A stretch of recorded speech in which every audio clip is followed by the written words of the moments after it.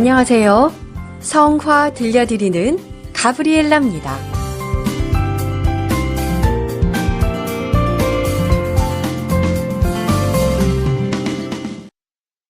오늘은 11월 15일 성 데 알베르토 주교학자의 축일을 맞아 특별한 이야기를 준비했습니다.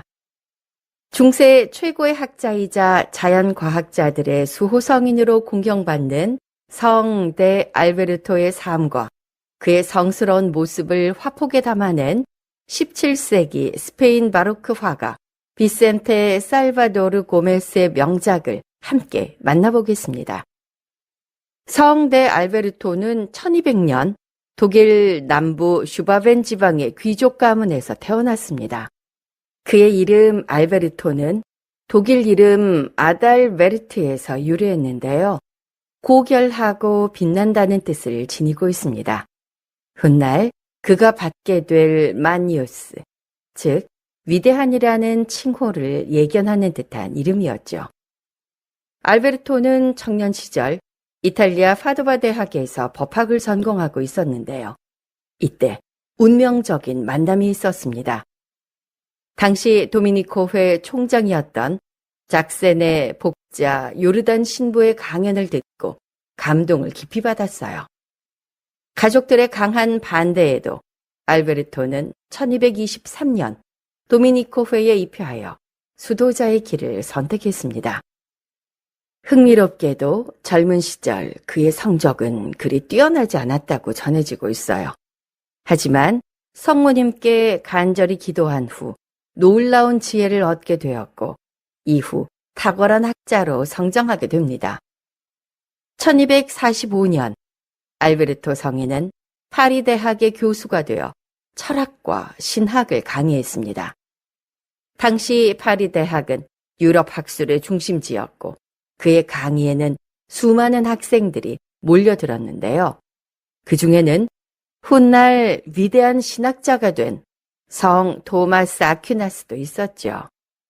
알베르토 성인은 토마스의 천재성을 일찍이 알아봤어요. 그래서 토마스는 지적으로 나의 좋은 동료이자 친구라고 말하기까지 했습니다. 실제로 토마스 아퀴나스가 세상을 떠날 때까지 두 성인은 가장 가까운 친구이자 동료로 지냈습니다. 1248년 도미니코회가 퀼른의 수도회 대학을 설립했는데요. 이때 초대 학장으로 알베르토 성인이 임명됐습니다. 이때부터 그는 신학의 기초로서 철학의 중요성을 깊이 인식하고 아리스토텔레스 철학을 그리스도교 신학에 접목시키는 작업에 몰두했습니다. 알베르토 성인은 1254년부터 1257년까지 도미니코회 독일 관구장을 역임했고요. 로마에서 교황 알렉산데르 4세의 신학 고문으로도 활동했습니다. 1260년에는 레겐스부르크의 주교로 임명됐지만 학문 연구에 대한 열정 때문에 2년 만에 주교직을 사임하고 다시 교단으로 돌아왔습니다. 그의 학문 영역은 실로 방대했는데요. 신학과 철학에서부터 자연과학, 화학, 천문학, 지리학, 논리학, 형이상학, 윤리학, 물리학까지 모든 분야에 통달했습니다. 그가 남긴 저서만도 70편이 넘는데요. 교황 비오 12세는 그는 인간으로서 알 수 있는 바는 모두 알고 있었다고 격찬했습니다. 특히 그는 아리스토텔레스의 형이상학과 그리스도교 신학을 종합하여 하나의 체계를 구축함으로써 중세 철학과 신학에 결정적인 영향을 미쳤습니다. 이는 제자 토마스 아퀴나스가 완성한 스콜라 철학의 토대가 됐죠. 알베르토 성인은 1280년 11월 15일 퀼른에서 80살의 나이로 선종했습니다. 1931년 비오 11세 교황에 의해 시성되면서 교회 학자라는 칭호를 받았고 자연과학자들의 수호성인으로 공경받고 있습니다. 지금부터는 알베르토 성인의 모습을 화폭에 담아낸 17세기 스페인의 화가 비센테 살바도르 고메스에 대해 이야기해 보려고 합니다. 1637년 발렌시아의 한 예술가 가정에서 아이가 태어났는데요. 바로 비센테 살바도르 고메스입니다. 어떻게 보면은 운명적이었다고 할까요? 아버지의 화실에서 자연스럽게 그림을 배우기 시작했거든요. 그런데 더 본격적인 공부를 위해서 당시 발렌시아에서 가장 유명한 화가였던 헤로니모 하신토 에스피노사의 화실로 들어가게 됩니다. 이분은 1600년에서 1667년까지 활동하신 대단한 분이셨어요. 그럼 비센테 살바도르 고메스가 언제부터 진짜 인정받는 화가가 되었을까요?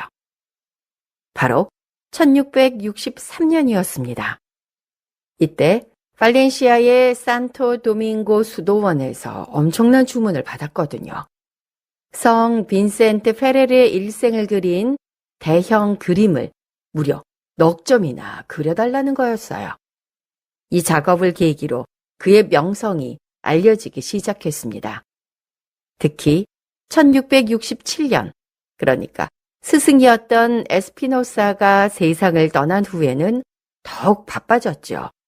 이제 발렌시아 최고의 화가 자리를 이어받게 된 거예요. 그 후 몇 년간은 정말 잘 나가는 시기였습니다. 1668년에는 도미니코회에서, 1670년에는 예수회에서 그림을 주문했고요. 세고르베 공작 부부 같은 귀족들도 그의 그림을 원했죠. 여기서 흥미로운 일이 하나 있어요.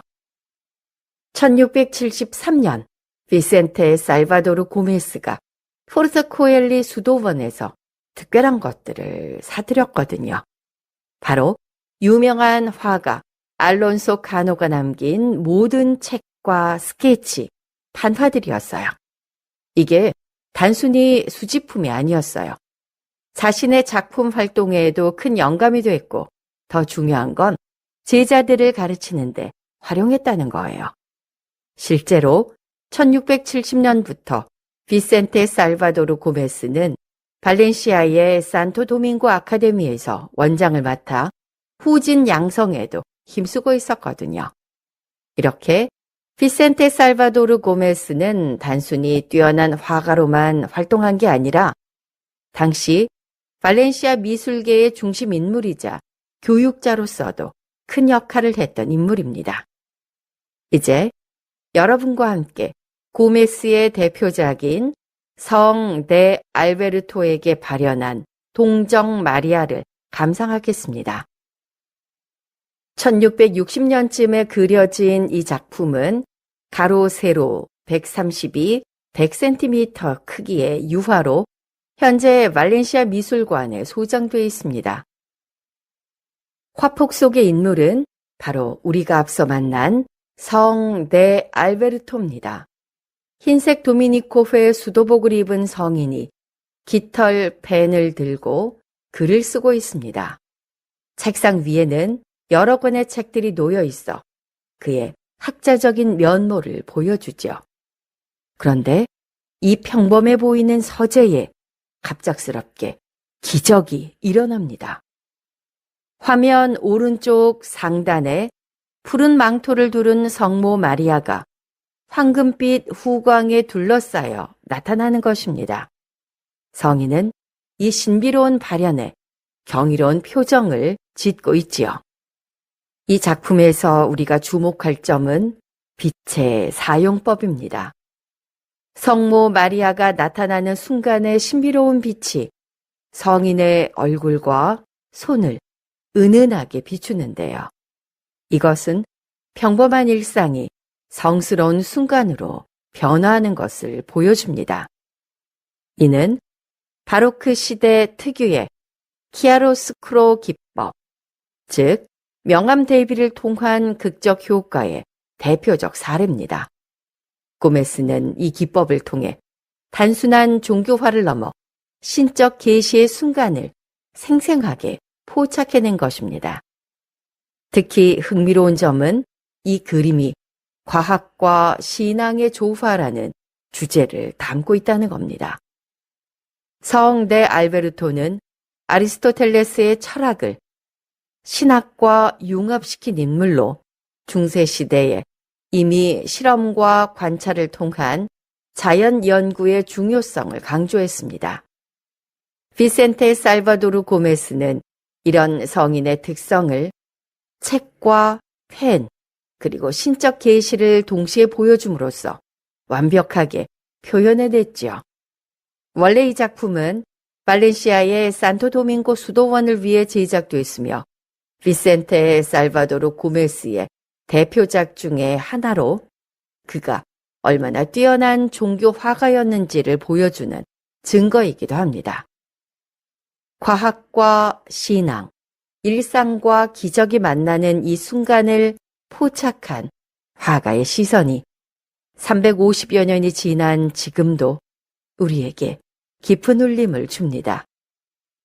진리에 대한 순수한 열정과 끝없는 탐구 정신으로 위대한 칭호를 얻은 성 알베르토. 그의 성스러운 모습을 영원히 화폭에 담아낸 고메스의 예술혼. 이들이 만나 탄생한 걸작은 오늘날 우리에게도 학문과 신앙의 조화로운 삶을 보여주는 훌륭한 모범이 되고 있습니다.